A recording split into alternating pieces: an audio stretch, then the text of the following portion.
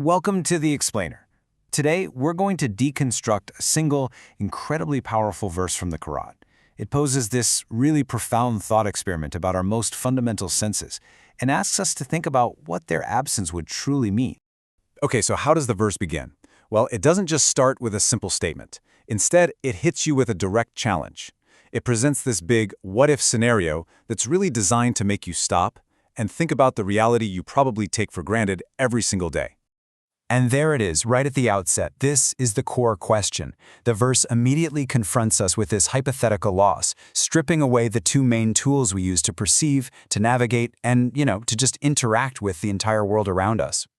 Now, let's see how this idea is actually developed, because the verse doesn't just ask about losing your senses in some vague way. No, it breaks down exactly what's at stake here, one powerful layer at a time. So the first pillar to fall is our hearing. Just imagine that for a second. A world of complete and total silence.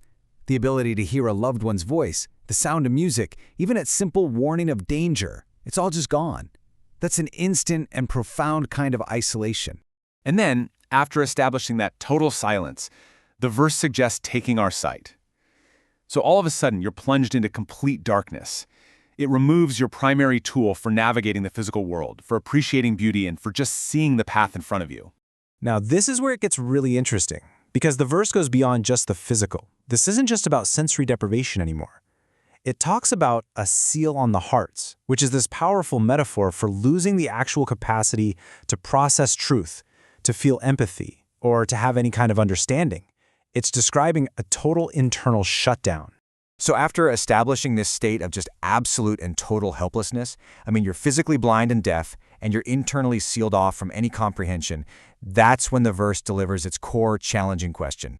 Now you can probably tell this is a rhetorical question. It's not actually looking for an answer. Instead, it's designed to force you towards a very specific conclusion about power and creation. It's asking, in this state of ultimate, absolute need, who else could you possibly turn to? And this leads us directly to the core theological principle the whole verse is built on, the concept of Tawhid.